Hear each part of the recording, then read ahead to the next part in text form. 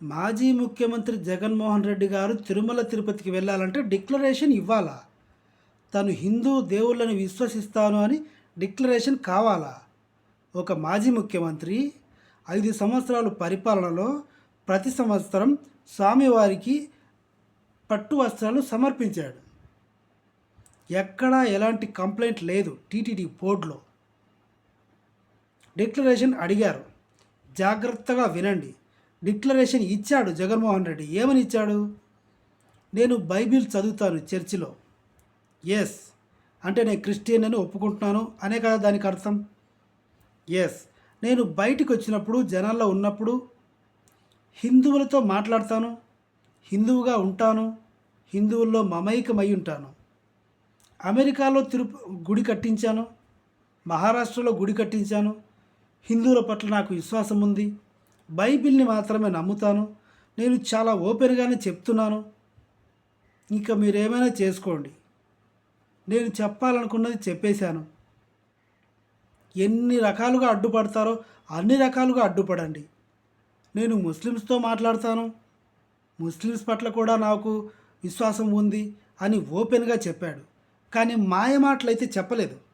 ఇంతవరకు మీరు విన్నది కరెక్ట్ అయితే మళ్ళీ వినండి. మాయ మాటలైతే చెప్పలేదు, అబద్ధాలు చెప్పలేదు. నేను బైబిల్ చదువుతా అని ఓపెన్గా చెప్పేశాడు. ఎస్ ఇప్పుడు పవన్ కళ్యాణ్ చూసుకుందాం. పవన్ కళ్యాణ్ నా సనాతన ధర్మం నేను పాటిస్తాను, నా ఇంట్లో అందరూ అంటాడు. కానీ గొడ్డు మాంసం కూడా తిన్నాడు.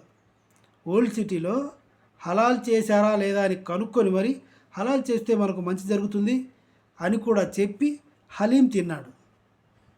ఇది సనాతన ధర్మం.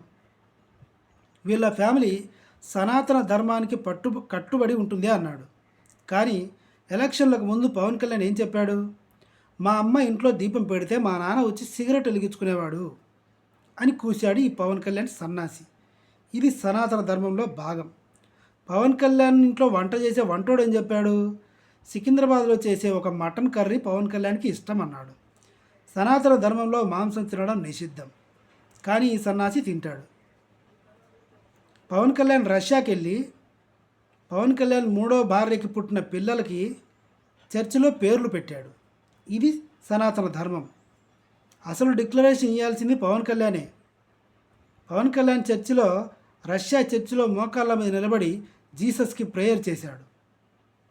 మరి ఇప్పుడు డిక్లరేషన్ ఇవ్వాల్సింది ఎవరు? హిందూ దేవతల పట్ల విశ్వాసం ఉంది అని డిక్లరేషన్ ఇవ్వాల్సింది ఎవరు? నేను హిందూ అంటాడు, మటన్ తింటాడు. నేను హిందూ అంటాడు, క్రిస్టియన్ భార్యని పెళ్లి చేసుకుంటాడు. రెండో భార్యకైతే అసలు పెళ్లి కాకముందే కడుపు చేశాడు. కానీ 1,00,000 పుస్తకాలు చదివినా అంటాడు.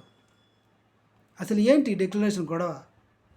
అంటే ఫైనల్గా నేను చెప్పేది ఏంటంటే జగన్మోహన్ రెడ్డి ఎక్కడైనా పబ్లిక్లో ఉంటే చంద్రబాబు నాయుడికి పవన్ కళ్యాణ్కి.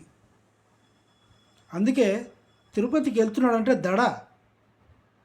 ఏ సెక్షన్లు అన్ని ఉన్న సెక్షన్లన్నీ పెట్టేశారు.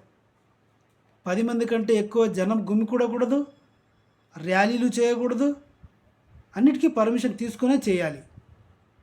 అంటే ఎక్కడైనా ర్యాలీలు జరిగితే చంద్రబాబు గురించి ఏమైనా మాట్లాడతారేమో, పవన్ కళ్యాణ్ గురించి ఏదైనా చెప్తారేమో, దానివల్ల ఏమైనా నష్టం వస్తుందేమో అని భయం. ఇది యాక్చువల్గా. ఎందుకు ఇంత భయము? సాధారణ ఎమ్మెల్యే కదా జగన్మోహన్ రెడ్డి. ఇప్పుడు ఎందుకంత భయపడుతున్నారో నాకు అర్థం కావట్లేదు.